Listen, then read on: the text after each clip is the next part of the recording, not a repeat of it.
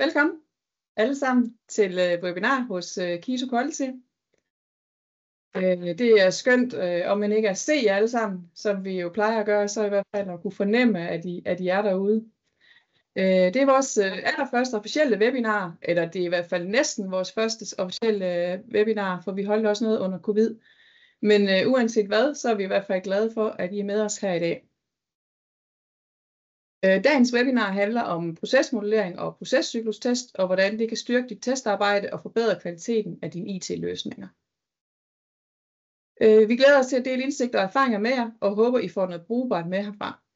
Dagens oplægsholder er Gitte Ottesen. Hun vil guide os igennem dagens tema. Gitte er vores ekspert-testkonsulent med 30 års erfaring med test på mange forskellige domæner, og i rollen som både tester, testmanager, quality coach og rådgiver. Jeg tænker, der er rigtig mange af jer, der har mødt hende allerede. Lige et par praktiske ting, før vi går over til Gitte. Vi har Q&A-chatten. Den må I rigtig gerne bruge til at dele tanker eller erfaringer undervejs. Vi vil rigtig gerne gøre det så interaktivt som muligt. Brug også gerne Q&A-chatten løbende til at stille spørgsmål. Vi svarer først på spørgsmål sidst i webinaret, men I må gerne stille dem løbende. Og så kan I have andre nemlig også mulighed for at stemme på jeres spørgsmål ved at klikke på pilen til venstre for spørgsmålet. Det hjælper os til sidst med at prioritere de mest relevante emner, hvis vi nu ikke kan nå alle spørgsmålene. Hvis det er, at I gerne vil følge med i, hvad der kommer af spørgsmål, så ser det ud som om, man lige skal genopfriske Q&A-chatten en gang imellem. Ellers så kan man ikke se, hvad der kommer løbende. Vi slutter webinaret senest kl. 10, som vi har annonceret. Hvis I kommer i tanker om spørgsmål bagefter, så er I altid velkommen til at tage fat i Gitte Ottesen. Vi sender også præsentationen efter webinaret, og videoen bliver også lagt op. Link kommer sammen med præsentationen. Så med det på plads, lad os komme i gang. Værsgo, Gitte. Jo, tak. Men velkommen til. Det er jo helt vildt at se, at så mange har lyst til at høre om procesmodellering og procescyklustest. Lige et par ord om, hvorfor er det egentlig, at jeg gerne vil have, at vi skal kigge nærmere ind i det her. Så det starter egentlig med at snakke om, hvorfor er det, vi skal have procesmodellering overhovedet. Hvad for en værdi giver det? Så går vi videre og kigger på, jamen hvad for nogle forskellige typer diagrammer har jeg anvendt, og hvad ser jeg fordele og ulemper ved dem. Og så det sidste, så går jeg ind og tager vi det sidste skridt, hvor vi siger, jamen hvad så, når jeg har de her modeller, når jeg har de her tegninger, hvad skal jeg så bruge dem til? Så dykker vi ned i den konkrete testteknik, der hedder procescyklustest, som er min personlige favorit. Det sjove er, når først jeg begynder at snakke om de her favoritter, så finder jeg ud af, at de fleste testdesignteknikker er sjovt nok mine favoritter. Men procescyklustest og beslutningstabeller har dog den største plads i mit hjerte. Fordi de er rigtig gode at bruge som en del af en dialog. Så lad os prøve at kigge ind i det, fordi som Simon Sinek siger, det starter alt sammen med why. Det starter med hvorfor er det overhovedet, vi skal gøre det her. Og nu for en gang skyld starter jeg ikke med det agile manifest, men starter så dog med de agile principper. Fordi der er 3 af dem, som taler ret godt ind i det, som jeg gerne vil fortælle om her de næste 45 minutters tid. Det allerførste princip i Agile, det hedder, at vores højeste prioritet, det er at stille kunden tilfreds gennem tidlige og løbende leveringer af værdifuld software. Så at forstå, hvad det egentlig er, vores forretning, vores kunde har brug for, det er jo hele essensen i at kunne levere værdi. Det næste, det er, at forretningsrepræsentanter og udviklere skal samarbejde dagligt gennem hele projektet, og at den mest effektive kommunikation er samtale ansigt til ansigt. Det er derfor en af grundene til, at jeg gerne vil diskutere procesmodelleringer i konteksten af en workshop. Fordi vi kan sætte os i isolation hver for sig med vores forskellige roller og tegne modeller, som vi nu bedst forstår dem. Men den værdi, der er i, at vi tager en dialog, at vi står sammen ved en whiteboard og kigger og diskuterer og bliver klogere, den er simpelthen ikke til at sætte tal på. Den er så stor. Så derfor, punkt 6 i de agile principper, den er helt essentiel, også i den her kontekst. Så det er lidt ligesom, hvorfor. Men en anden grund, det er jo selvfølgelig, at krav er svære. Jeg ved ikke, om der er nogen af jer, der har opdaget det. Krav er svære. Altså, de her tal, de stammer tilbage fra traditionel udvikling, altså sekventiel udvikling, vandfald, V-model. Hvor op mod 55% af alle fejl, de introduceres, mens vi laver kravene. Og vi finder kun de 5%. Hvorimod at de 45%, dem opdager vi faktisk først under accepttest eller i produktion og vedligehold. Det er jo helt essentielt, at vi skal finde en måde på at introducere færre fejl, og selvfølgelig også at finde dem tidligere gennem test, tidligt i forløbet. Det vender vi lige tilbage til. Men det er et af tallene. Og et andet, det er Forrester, de har noget, der hedder The Definitive Quality Survey. Og i den, der havde man i 2020, eller var det 2021, undskyld, jeg kan ikke helt huske året, blandt andet beskrevet, at de leverancer, som når vi tester og kvalitetssikrer vores leverancer, så er der meget tit et tilfælde, at vi kun dækker omkring 23% af vores forretningsrisici tilstrækkeligt. Det vil sige, at vi har ikke den tilstrækkelige indsigt i forretningsrisici, altså det vi andre vi tester og kalder for produktrisici eller kvalitetsrisici, og vi har så heller ikke altid værktøjerne til at kunne adressere de her risici, mitigere dem bedst muligt med test.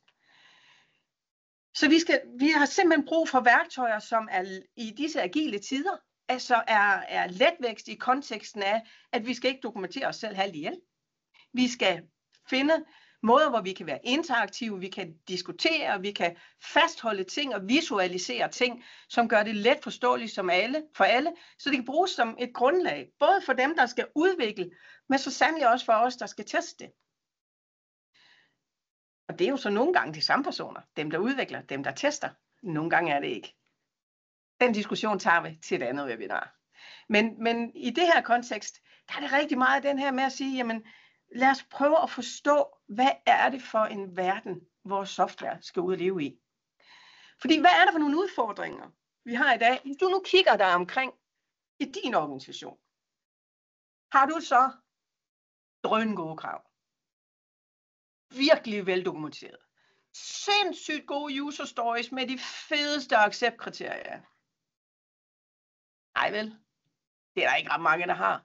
Og det er faktisk en af de store udfordringer, vi har i Agile, det er, at det er svært at lave gode user stories og accept-kriterier. Og det er heller ikke altid noget, som bliver prioriteret. Det kommer meget an på modenheden af organisationen. Men hvis vi kigger tilbage på de der 55% af alle fejl bliver introduceret, fordi vi ikke er gode nok til at lave krav, så er det jo paradoksalt, at det første princip i Agile er, at vi siger, at vi skal levere værdifuld software, som vores kunde bliver glade for. Giver værdi for vores kunde, og så er vi så let fokuseret på at lave gode krav. Og når jeg siger vi, så er det ikke fordi, jeg siger, at lige os her i dette rum, det er vores skyld det hele. Det her, det er jo i virkeligheden meget ofte et biprodukt af, at mange forstår Agile som, at nu skal vi søren danse med ud over stepperne. Og nu skal vi bare have noget ud. Over kvalitet.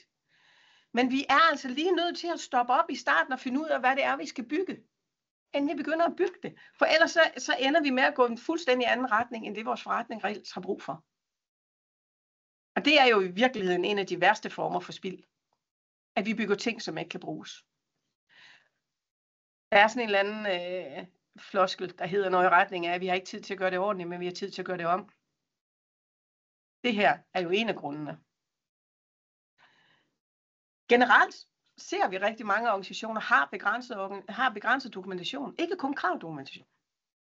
Men beskrivelse af, hvad er det egentlig, hvordan er det egentlig, vores brugere bruger vores systemer. Om det så er work instructions, eller det er procesmodelleringer, eller det er brugerguides, eller det er beskrivelser af de forskellige funktionaliteter i systemet, så er det virkelig ofte, at det er en mangelvare.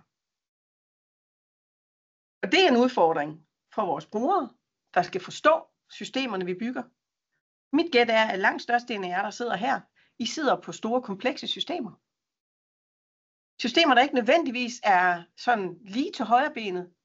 Det er ikke bare en simpel mobil app, som vi bruger, som vi siger, jamen den har vi fuld styr på, den ved vi lige præcis, hvordan den skal fungere, for den er simpel og intuitiv. Rigtig tit så sidder vi på store, komplekse systemer. Om det så er elektroniske patientjournaler, eller store ERP-systemer, eller CRM-systemer, eller hvad søren det er for noget, vi bygger, så er det bare komplekst. Så når vi ikke dokumenterer, så er vi for det første svært ved at bygge. Vi er enormt svært ved at teste. Men vores brugere får også rigtig svært ved at få den optimale værdi ud af det. Så det er også en af vores udfordringer. Og så siger vi jo med Agile, det var jo et af principperne, at forretning og udvikling og team, de skal have dialog på daglig basis. Men rigtig tit, så er den forretning eller den kunde bare længere væk. Vi har ikke adgang til en product owner eller en repræsentant for brugerne, en superbruger eller sådan noget på daglig basis. Og når vi ikke har det, så er det, vi begynder at lave antagelser. Fordi vi ikke har muligheden for at få den her direkte dialog med vores brugere. Og antagelser, det er jo bare en af de virkelig farlige ting, i hvert fald, hvis vi ikke siger dem højt. Hvis vi begynder implicit ind i vores hoveder og antage ting omkring de løsninger, vi sidder med, uden at få trykprøvet de her antagelser, så er det, vi først begynder at bygge noget, der er noget helt andet, end det, som vores brugere reelt set har brug for. Så det er ligesom nogle af grundene til, hvorfor er det egentlig, at jeg gerne vil have den her snak med jer omkring procesmodellering. Det er, at det er pinedød nødvendigt, at vi som team forstår, hvad er det, den løsning, vi sidder med, skal bruges til ude i den virkelige verden bagefter. For hvis ikke vi har den forståelse, uanset vores rolle, et af vi som tester skal bruge den. Vi skal bruge den, fordi vi skal teste. Men udvikleren skal jo i lige så høj grad brug for at forstå, hvad er det her, det skal anvendes til. Hvis ikke de har den indsigt, hvordan skal de så kunne bygge det rigtige? Det kan godt være, at de bygger det rigtigt. Teknisk flot. Efter alle kodestandarder og den smukkeste arkitektur, der er moduler bygget og alle de her ting. Men de bygger ikke det rigtige. Det er ikke det, som vi har brug for ude i forretningen. Og så kan man sige, jamen, hvad kan vi reelt set gøre ved det? Igennem de sidste 3-4 år, der er en af de der store buzzwords, der har været, det har jo været building quality, og det har været shift left. Og det kan godt være, at det er sådan lidt af en floskel. Men det er jo også sund fornuft. Fordi hvis jeg for eksempel nu står her og tester så tidligt som muligt, review krav og specifikationer fra et testperspektiv. Hvis jeg kigger på et sæt af acceptkriterier til en user-story, og jeg ikke aner, hvordan jeg skal kunne realisere det her med test. Hvis jeg kan forstå et acceptkriterie på 5 forskellige måder, så kan udvikleren måske også forstå det på 5 forskellige måder. Og implementere det derefter for 5 forskellige måder. Men hvad for en af de 5 er det, forretningen har brug for? Hvis ikke vi tager en dialog omkring de her, og reviewer de her acceptkriterier, misser vi så nogen. Fordi vi skal tænke på, at meget ofte i de organisationer, hvor det er det, vi kan kalde forretningsslutbrugerne, der sidder og har arbejdet med at lave det her, de er ikke vant til at lave IT. De er vant til at sidde i finans, eller være sygeplejersker, eller hvad nu end de måtte have af rolle i det system, I sidder og laver. De er ikke uddannet til kravmodellering og til agil udvikling. Så derfor, undskyld, jeg snupper lige en bold, så er I fri for at høre mig hoste. Så derfor så er det jo vigtigt, at vi hjælper. At vi hjælper dem med at lave det gode kravgrundlag. Og hvordan kan vi gøre det? Jamen, vi kan gøre det gennem review. Vi kan også gøre det ved at bruge vores testteknikker. En tidligere kollega af mig tilbage fra Daniel Systematic nævnte det for mig en gang og siger det her med, at det skal ikke være, vi skal ikke snakke om testteknikker. Vi skal snakke om dem som modelleringsværktøjer. Og dengang der tænkte jeg, nej, det er testteknikker. Men han har jo ret. Det er jo fantastiske modelleringsværktøjer. En proces, fordi du skal bruge den til at teste efter. Så skaber du et fælles billede sammen med dit team af, hvad er det, den her feature, den skal kunne.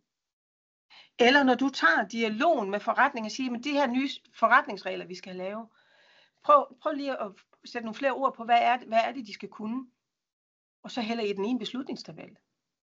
så får vi en beslutningstabel, som er let for alle at læse, let at forstå, let at gennemgå, i stedet for 4 sider tekst i et Word-dokument. Så igen, mindre dokumentation, men skarp dokumentation. Det er også derfor, vi advokerer for det her, der hedder test før kode. Altså testdreven udvikling. Om det så er TDD, ATDD eller BDD, det er jo i forhold til jeres kontekst, hvad der er muligt. Men det er alt sammen noget, der gør, at vi begynder at tænke test, inden vi begynder at kode, og dermed så laver vi jo statisk test reelt set, ikke? Fordi vi finder rent faktisk vores fejl, inden vi laver koden. Så er et af de rigtig store buzzword de her dage, det er jo forkortelsen CICD. Uha, den er populær. Continuous Integration, Continuous Deployment, Continuous Delivery.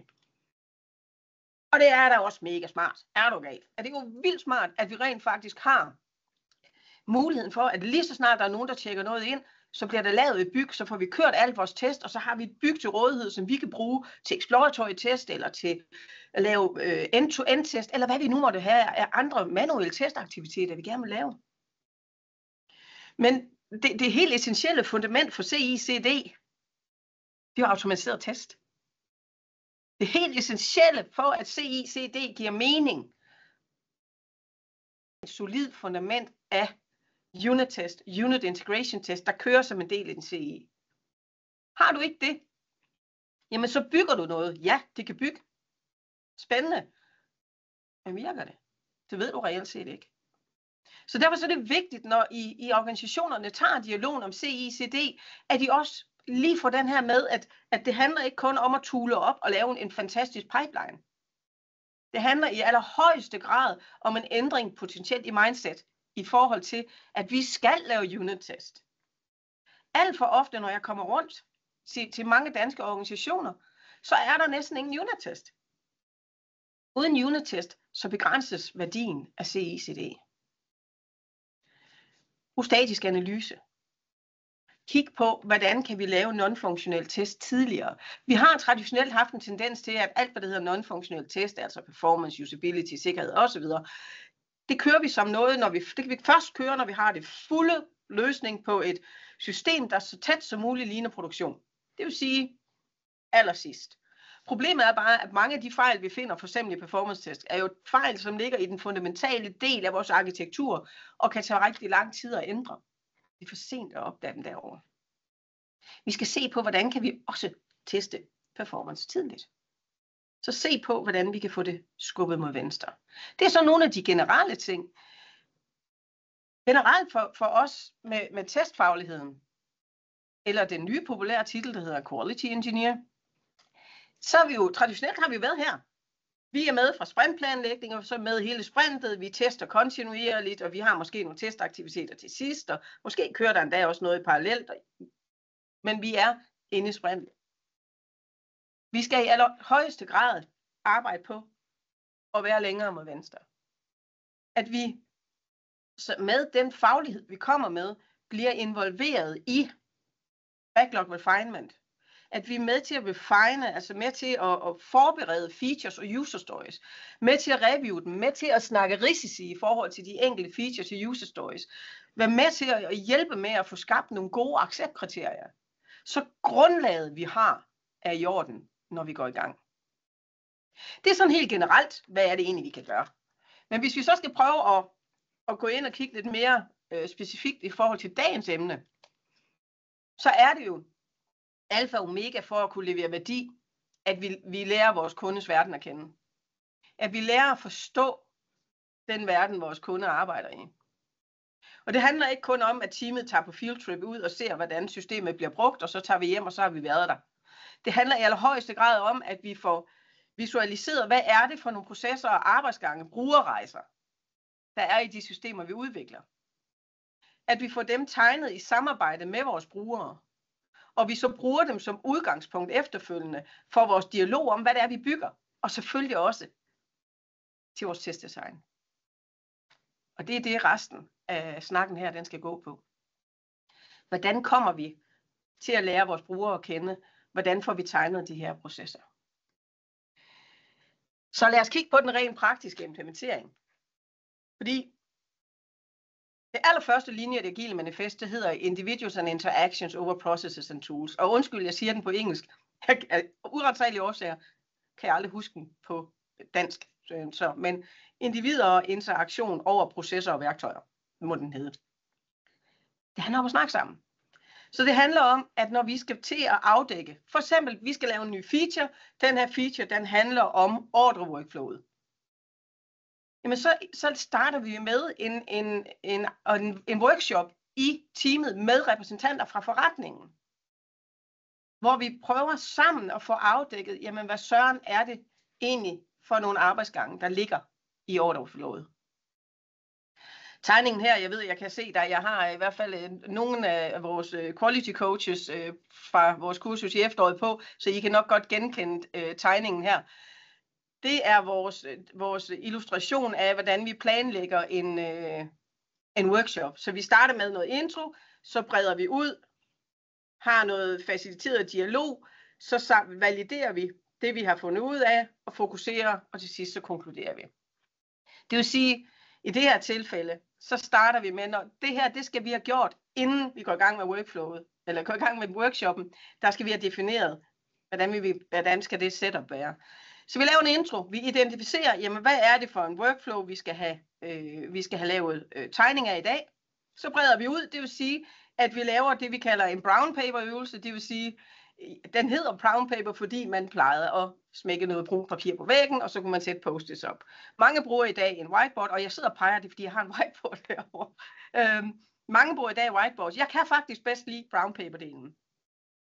Fordi når jeg er færdig med brown paper, så ruller jeg den sammen, og så tager jeg den med hjem, og så ruller jeg den ud her på gulvet, og så kan jeg kigge, og så kan jeg sidde i god ro og orden og tegne af, og jeg kan se, hvad var det for nogle ting, vi lavede om på den her papir med de her post-its.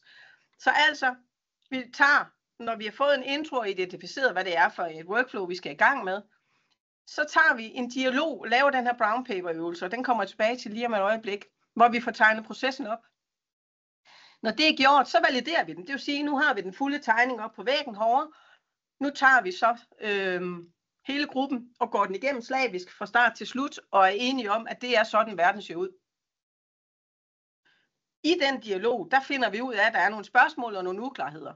Dem får vi lavet en handlingsplan for. Hvem er det, der lige skal få fundet ud af de her forskellige uklarheder? Hvad svarene er på vores spørgsmål? Og hvad har vi af deadline for det? Det vil sige, at vi får rent faktisk lavet en handlingsplan.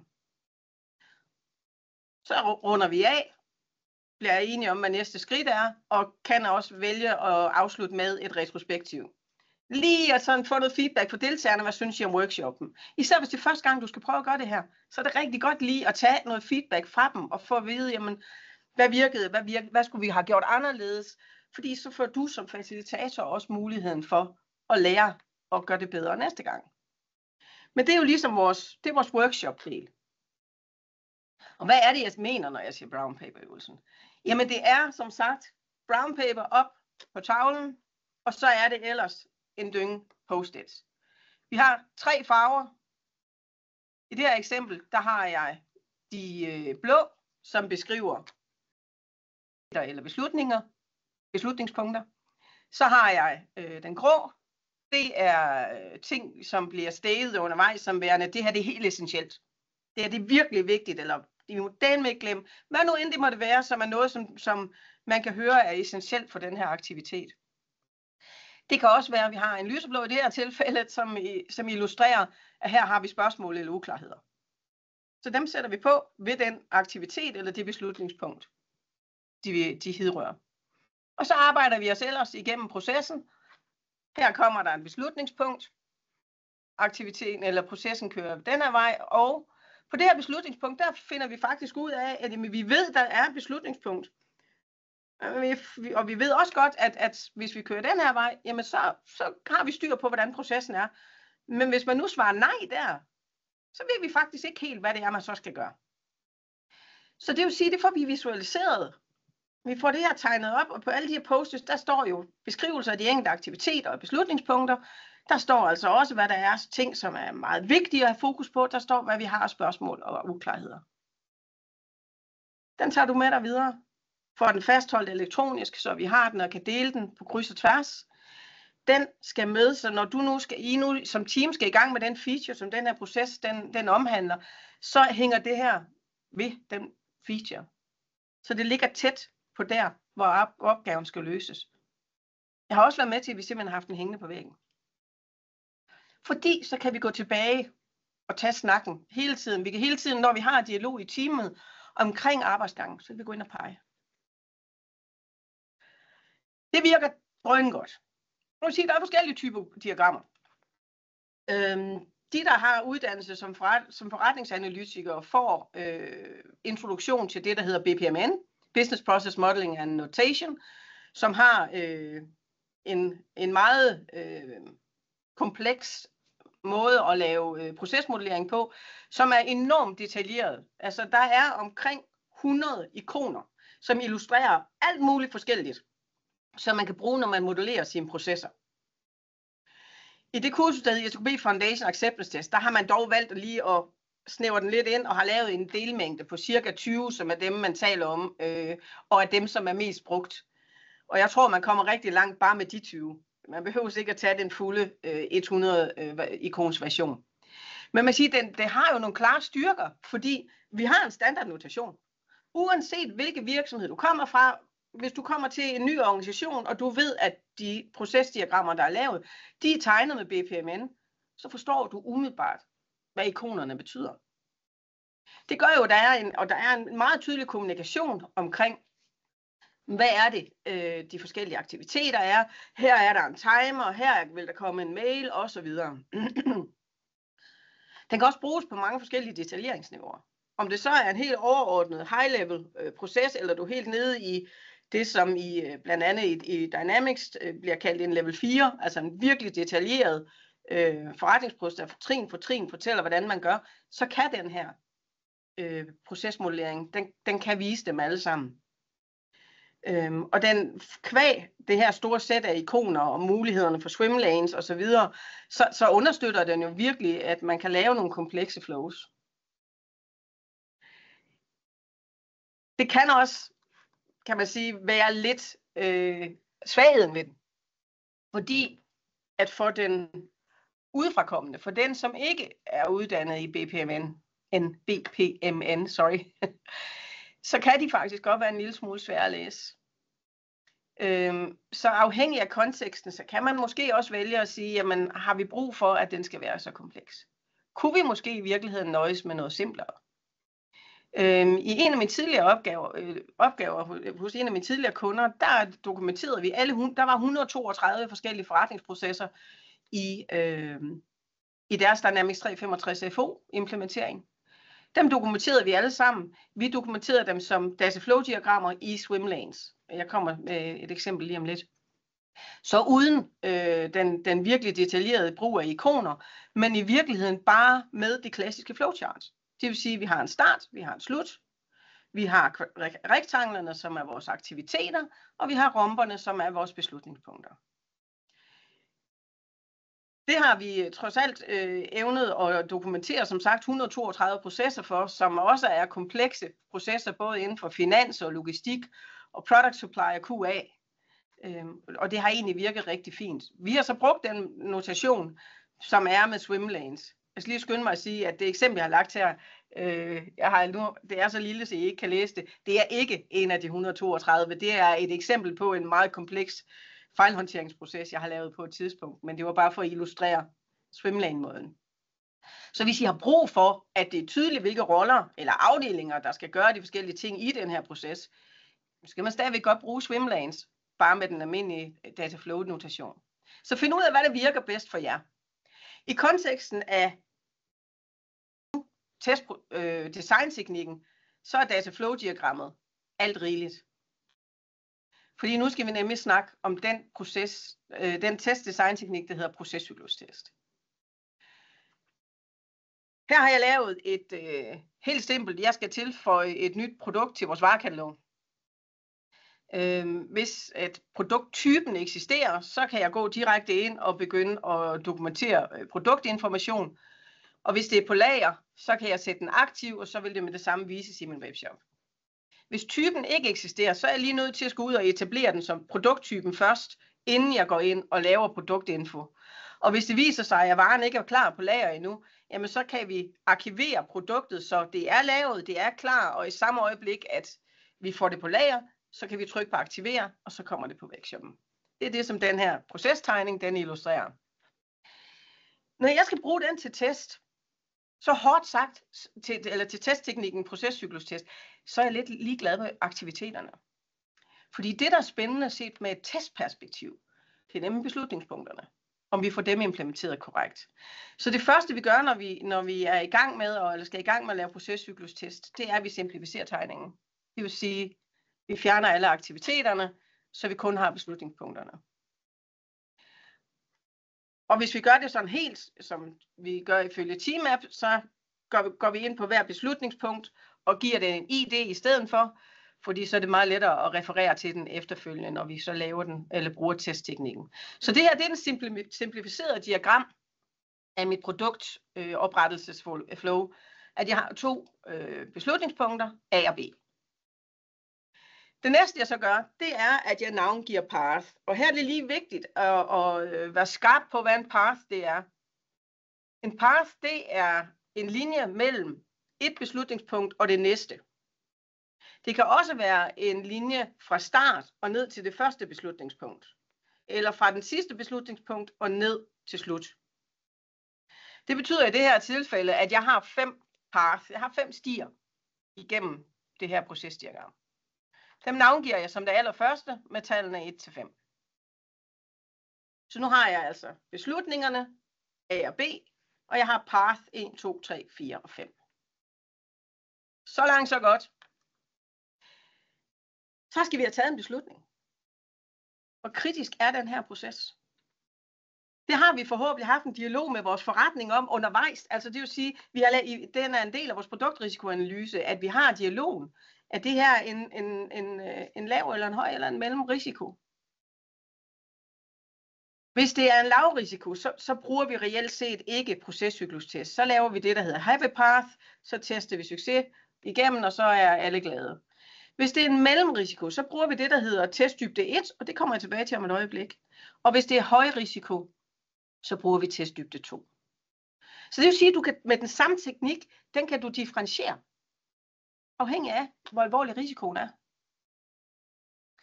Ved testdybde 1, det betyder, at alle vores individuelle stier er dækket af en eller flere testcases. Og I husker, vi har 5 stier her. Så det vil sige, fra start, der har vi en sti, det er den, der hedder 1. Fra beslutningspunkt A, der har vi 2 stier, det er den, der hedder 2 og 3. Og fra beslutningspunkt B, der har vi 4 og 5. Så de 5, dem skal jeg have dækket af testcases, og det kan jeg gøre med 2 testcases. Jeg har så valgt, at jeg laver et solskinsscenarie. 1, 2, 4. Det var den første, jeg nævnte, hvor jeg siger, ja, produkttypen eksisterer, og ja, den er på lager. Så vi sætter den aktiv ude på webshoppen. Og så har jeg lavet en anden testcase, hvor jeg siger, jamen produkttypen eksisterer ikke, så derfor så er jeg ude på 3'eren, og der har den øvrigt heller ikke på lager, så vi arkiverer den.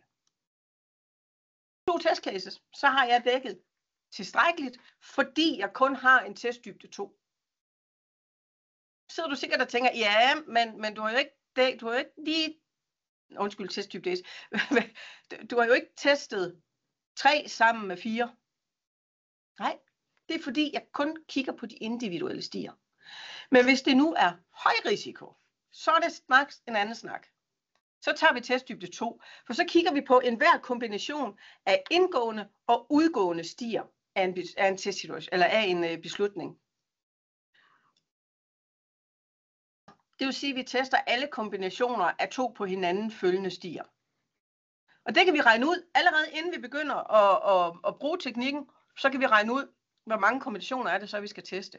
Og det gør vi simpelthen ved, at vi kigger på hver beslutningspunkt, og så siger vi, hvor mange pile går der ind, gange med, hvor mange pile går der ud. Så for A'eren, der går 1 pil ind i beslutningspunkt A, det er 1. Der går 2 pile ud, det er den, der hedder 2 og 3. Det vil sige 1 gange 2, det er 2. For B'erens vedkommende, der går der jo faktisk 2 pile ind, fordi både 2 og 3 går ind i beslutningspunkt B. Og der er også 2, der går ud, nemlig både 4 og 5. Så det er så 2 gange 2, det er 4. Så alt i alt, så ved jeg, inden jeg begynder at lave selve testteknikken, at jeg skal have 6 kombinationer testet. Så vi skal have lavet en tabel med 4 kolonner. I den første kolonne, der definerer vi, hvad for nogle beslutningspunkter har vi. I den næste 2, der har vi dels, hvad for nogle stier går ind, og hvad for nogle stier går ud. Og i nummer 4, der laver vi så kombinationen af de forskellige stier, af de forskellige path. Og det vil sige, at vi har her, at vi går ind med 1, ud på 2, vi går ind fra 1 og ud på 3. Så det er måden, vi skal læse de her path-kombinationer. Så hvis vi nu tæller de kombinationer, der står i kolonne 4, så har vi altså 2 kombinationer op ved A, og vi har 4 nede ved B, det vil sige 6 kombinationer, og det er jo lige, som vi havde beregnet det på forhånd. Så det er en måde at lave det der, et tjek. Nu kan du sige, lige det her eksempel, det er forholdsvis simpelt. Så det var ikke svært at regne ud, at der skulle være de her 6 kombinationer. Men hvis du nu forestiller dig en forretningsproces med næstede beslutningspunkter, og som er et helt spindelsvæv af variation, så begynder det her altså at blive vigtigt for at være skarp på, at du får det hele med. I det her tilfælde, i simple tilfælde, kan jeg måske nogle gange sige, at jeg behøver ikke engang lave tabellen, jeg kan godt gennemskue det uden. Men lige så snart du får kompleksitet i dine processer, så er det altså en rigtig god idé at gøre det her på den måde. Og så er det jo et spørgsmål om at sætte dig og lave testcasene en af gangen. Jeg starter altid med at lave min solskinsscenarie, min 1, 2, 4. Og så efterhånden, som jeg har ramt, nu har jeg ramt 1, 2, og jeg har ramt 2, 4. Så det vil sige, at jeg har ramt de 2 første path-kombinationer, der står oppe i tabellen. Så sætter jeg lige en streg over dem. Det er bare mig. Jeg kan godt lide, så kan jeg se, hvordan jeg kommer fremad. Men altså, så får jeg faktisk, med 4 testcases, ved jeg, at den her proces, den er testet tilstrækkeligt i forhold til, at det er en høj risiko. Det giver vildt meget ro, at man har det her billede, og man kan sige noget fornuftigt om, hvorfor er det, jeg har valgt de her testteknikker? Hvorfor er det, jeg har valgt de der 4 testcases? Hvorfor er det, de giver mening? Jamen, de giver mening, fordi det her det er et højrisiko forretningsproces. Så derfor så har vi testet alle kombinationer af ind- og udgående path på alle beslutningspunkter. Vi har testdybde 2 dækning 100%. Og så kan man sige, jeg må nok indrømme, jeg er slem til ikke at lave simplificeringen. Og hvorfor er jeg det? Jamen hvis vi nu ser på min sidste opgave, hvor vi lavede de 132 processer. Et var, at vi lavede processerne sammen med vores repræsentanter for de forskellige afdelinger i forretningen. Men det var faktisk også dem, der skulle skrive testcasene. Og for dem, der gav det stor værdi, at de kunne se hele tegningen, men stadigvæk have tallene, så de kunne forstå, hvad det var for nogle stier. Når jeg skrev, at du skulle teste 1, 2, 4, 5, så kunne de kigge på procesdiagrammet, og så kunne de gennemskue, hvad det var. Men de kunne også se alle de aktiviteter, der var, så de skulle ikke sidde med den anden procestegning for at forstå. Der er det bare vigtigt, når du gør det, at du lige forstår, eller du illustrerer for dem, og for dig selv, hvor det er, de her stier, de er. Fordi det, der tit sker, når folk de gør det på den komplette, det er faktisk, at de får lavet, for eksempel der, hvor du nu har sti nummer 1, der får de lavet den som 2 stier. Altså så det både er path 1 og 2, fordi de får en fra start og ned til den første aktivitet, og en fra den første aktivitet og ned til beslutningspunktet. Og det er en unødvendig komplicering, fordi der sker ikke noget i det split, hvor man kan gå forskellige veje. For det er udelukkende en aktivitet. Så derfor, når du vælger at bruge det på den her måde, så sørg for lige at illustrere, hvor er det de her stier, de ligger. Jeg gør det som regel, at jeg sætter tallene helt ind omkring beslutningspunkterne, så man kan se, at det er pil nummer 1, der har den her værdi.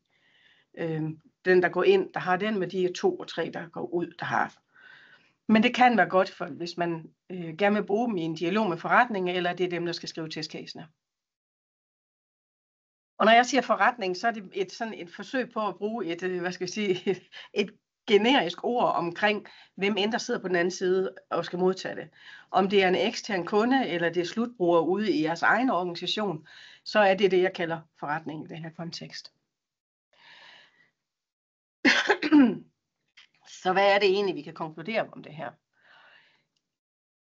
Vi kan konkludere, at det er enormt vigtigt at forstå, hvad er det, vores brugere skal bruge det her system til? Hvordan er det, deres dagligdag inde i det her system skal være? At vi har det som en dialog, hvor vi sammen tegner de her processer op. Forstår, hvad det er for nogle ting, vi går igennem. Forstår, hvad det er for nogle ting, der er vigtige for at afklare, hvad der måtte være af uhensigtsmæssigheder. Hvad der måtte være af problemstillinger i dag. Jeg har prøvet på bagkant hos en kunde engang, hvor der ikke var noget dokumentation af nogen art omkring det, jeg sad overfor, mens jeg stadigvæk sad som tester. Så rakte jeg selv ud, fik lov til at række ud til en superbruger. Og sagde, okay, vil du prøve at forklare mig din arbejdsgang? Og så satte vi os ned og tegnede den her arbejdsgang sammen. Og det så satte os bagefter ind til systemet, som jo var implementeret på det her tidspunkt, eller var ved at være klar til at skulle i drift. Og så satte vi os ned, og så kørte vi den her proces igennem skridt for skridt. Og så måtte vi jo konstatere, at på et af de her beslutningspunkter, det var kun en aktivitet inde i systemet. Der var ikke mulighed for et alternativ. Så der manglede noget i en af de features, der var blevet implementeret. Så det at kunne gøre, at kan bruge det her både som en måde at finde fejl, inden vi begynder at udvikle, men sandelig også som en del af at validere de forretningsprocesser, når vores system er blevet implementeret. Det giver utrolig meget værdi at sikre, at vi får leveret ikke kun noget, der er rigtigt, men også det rigtige. Sidst, men ikke mindst i min rolle som testmanager, så vil jeg jo rigtig gerne, når jeg skal kunne... Min vigtigste rolle, det er jo i virkeligheden, eller en af mine vigtigste opgaver, det er jo at levere information. Det er arbejdsproduktet for test. Det er information. Det er information om, hvad vil der ske? Hvad er risiciene, hvis vi går i drift nu? Hvad har vi testet? Hvad har vi ikke testet? Hvilke risikoområder er dækket? Hvilke risikoområder er ikke dækket? Hvor godt er de dækket? Hvis du nu kigger ind i din teststrategi, har du så et sted, hvor der står, at I laver risikobaseret test? Mit gæt er, det har du. Når du så har det, kan du så lave den røde tråd fra produktrisici til testdesign, til testcases, til testresultat, til hvad du kommunikerer til din forretning. Det er risikobaseret test. Det er ikke kun at lave en pra. Det er at udleve den pra i din teststrategi. Det vil sige at sørge for, at det test, du implementerer, det test, vi eksekverer, det aktivt går ind og mitigerer på det, med den rigtige mængde test i forhold til, hvad for en risici der er. Og det handler ikke om, at jeg vil have, at I skal til at teste en hel masse mere. Faktisk vil I opdage nogle gange, at så kommer vi til at teste mindre.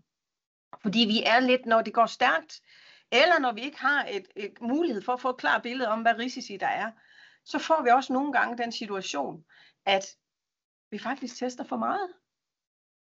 Fordi vi ikke har billedet af, hvad er egentlig det nødvendige mængde test. Så tester vi så godt som vi overhovedet kan. Alt det vi kan. Men hvis det nu er en lavrisikoområde, er det så den rigtige brug af vores ressourcer, når vi i forvejen ikke har nok tid? Kunne vi så måske bruge dem bedre på noget, der er mere kritisk? Det er det, vores teknikker skal bruges til. Hvor procesmodellering, den er en af dem. Og det var vist dagens svada fra min side af. Så nu er det jo så spændende, om der er nogen, der har skrevet nogle spørgsmål.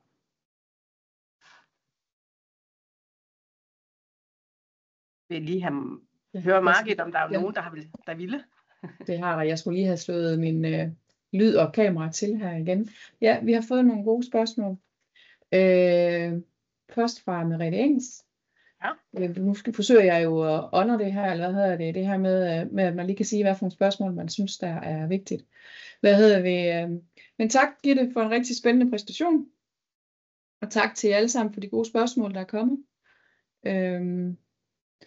Ind undervejs, vi har faktisk et helt kvarter, og vi har kun nogle få spørgsmål, så jeg tænker, hvis der er nogen, der ligger inde med flere spørgsmål, så følg jer endelig og få dem skrevet, så vi kan få svaret på det også. Men det første spørgsmål her fra Merete Engelsk går på, i komplekse løsninger kan der være mange beslutningspunkter og andre afhængigheder. Hvad anbefaler du som det maksimale antal beslutningspunkter, før det giver mening at dele sine flows op? Det var et godt spørgsmål, Merete. Jeg tror egentlig ikke, jeg har sådan tænkt på det som et bestemt antal. Jeg tror, at det handler rigtig meget om, at vi er nødt til der, hvor det giver forretningsmæssig mening. Så det kan godt være, at vi ender med et diagram, der er meget komplekst, men så har vi flere niveauer af dem. Så det kan godt være, at du har og det er jo der, hvor man har, jeg har oplevet 4 forskellige levels, men hvor man for eksempel har et, hvor man siger, jamen vi har et, der hedder orderflow. Det vil så være et, som er på en temmelig høj abstraktion. Det vil sige, det er de store beslutningspunkter, der bliver taget. Altså de store afgørende ting, der bliver vist i den. Så kan man måske bryde den ned og sige, jamen så har vi noget omkring invoicing. Så går vi ind og detaljerer den i højere grad og får den pakket ud. Så det kommer lidt an på, hvad er det, du skal bruge det til. Fordi hvis du skal lave end-to-end test, så er du i hvert fald nødt til at skal have billedet af, hvad er det så for en række af subprocesser, vi skal sætte i enden af hinanden. Så jeg får svært ved at give dig lige sådan det rigtige antal beslutningspunkter. Det tror jeg ikke, jeg har. Jeg tror, jeg har det, når jeg begynder at mærke, at nu har vi vist alle sammen svært ved at forstå, eller bevare overblikket, så bryder jeg ned. Så jeg har ikke lige sådan en helt skarp på det. Fordi det, der også kan være farligt, det er jo, hvis vi begynder at bryde dem for meget ned. At vi så mister nogle sammenhænge, som er vigtige, og som også er essentielle ud fra et testsynspunkt. Så jeg tror ikke, der er noget sort-hvid svar på det. Jeg tror, jeg vil lave en end-to-end-proces, som var forholdsvis abstrakt, og så vil jeg bryde den ned i subprocesser. Måske, man kan ikke engang gøre det for hver enkelt rolle, fordi du kan godt have en invoicing-proces, hvor du har 3 eller 4 forskellige roller indover, afhængig af, hvordan jeres invoicing foregår. Så jeg tror, det er meget kontekstafhængigt, desværre. Det er et rigtig godt svar. Det er et ikke-svar. Beklager, Merete. Tak skal du have, Gitte.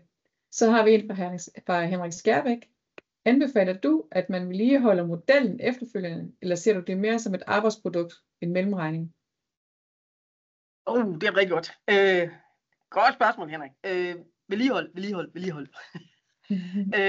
Ved den kunde, jeg snakker om med ERP-systemet.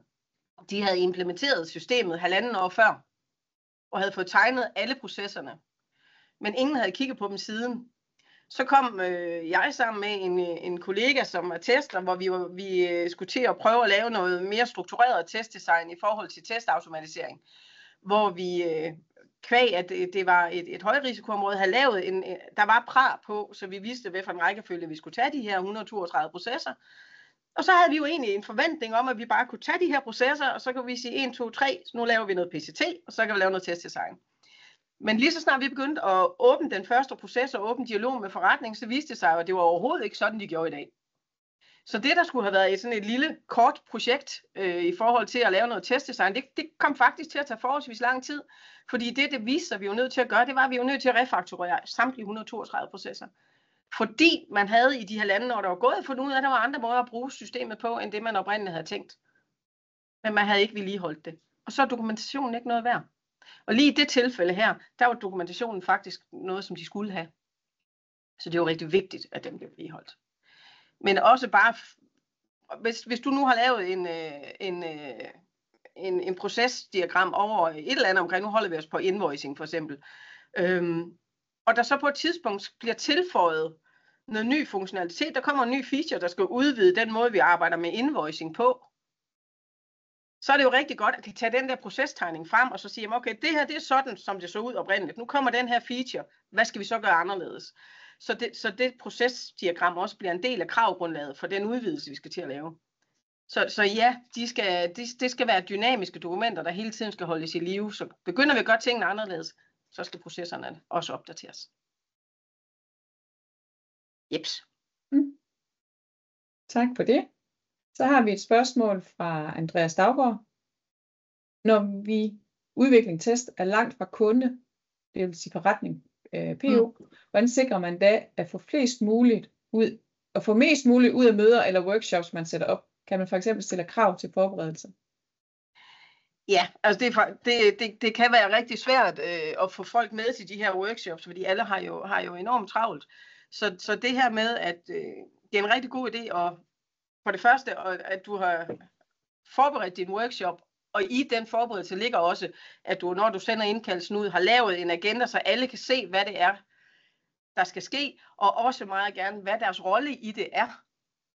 Så når der kommer en fra finans, så ved han eller hun, at jamen, det er så fordi, at jeg skal kunne i dybden forstå, at jeg skal kunne forklare invoicing. Ja, så du er også sikker på, at det er de rigtige, du får med fra forretningen. Jeg prøvede flere gange i det forløb med de 132, at jeg troede, jamen det må da være hende der, jeg skal snakke med. Og så kom hun med og sagde, ja, jeg aner ingenting om skat. Nå, okay, hvem er det så, jeg skal have fat i?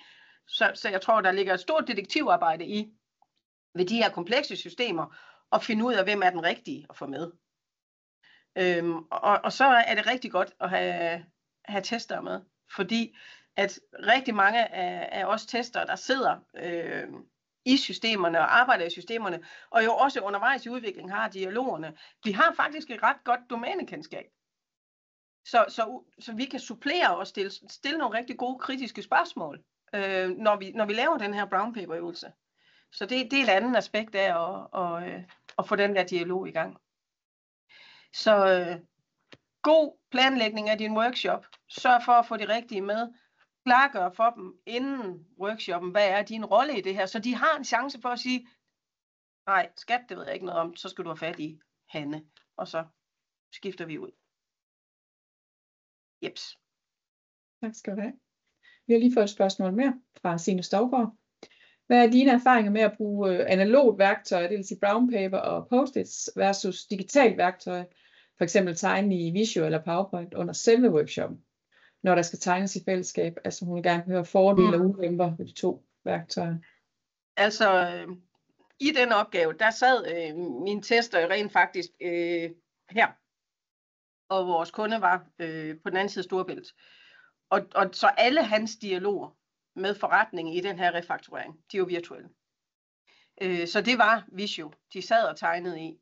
Jeg har også været med på en anden opgave, hvor vi brugte Miro, jeg kan aldrig rigtig helt finde ud af, hvordan det skal udtales. Og det synes jeg jo personligt er et sindssygt godt værktøj, fordi at når vi kommer ind i det sammen, så kan vi rent faktisk, altså det er et samarbejdsværktøj. Det er Visio ikke på samme måde, der er ligesom kun én pindefører. Det du ikke får, vi må jo bare erkende, at et fysisk møde kan noget, et virtuelt møde ikke kan. Det er i form af, at du kan mærke på, altså du ser folks kropssprog, nogle gange så står folk lige og småpluder i baggrunden og snakker om et eller andet, og så kommer nej, der er lige et eller andet her, vi skal have lavet om. Den der uformelle dialog, som sker lidt væk fra tavlen, den får du ikke, når du har et virtuelt møde. Men det er jo bare ikke altid, vi kan. Det er ikke altid, vi kan, så vi er jo nødt til at gøre det bedste, finde den bedste måde at lave de her møder, når vi nu er tvunget til at sidde på Teams, eller hvad nu end vi må sidde på. Og der vil jeg anbefale sådan noget som Mio, netop fordi det er interaktivt, så alle deltagere kan være med til at tegne, i stedet for at der er en pennefører, der sidder og tegner, og de andre sidder bare og fortæller, hvad den pågældende skal tegne. Styrken er helt klart i det fysiske møde. Jeg håber, det sådan gav lidt svar. Tak skal du have, Gitte. Er der flere spørgsmål, så må I endelig skynde jer og skrive til. Vi fik et spørgsmål over på chatten lige, om vi sender præsentation ud bagefter. Og der kan jeg sige til, når vi sender både præsentationen ud, samt link til optagelsen af gennemgangen her. Jeps. Jamen tusind tak for, at I var så mange, der havde lyst til at være med. Og giv endelig lyd fra jer, hvis der er noget, jeg ikke fik dækket, eller hvis der er noget, I bare ikke lige kom i tanke om undervejs, som I gerne vil spørge om, så svarer jeg gerne på mail eller telefon. eller kigger forbi. Cool. Tak. Tak for i dag. Og for jeres aktive deltagelse. Det har været en fornøjelse. Og have en god dag alle sammen.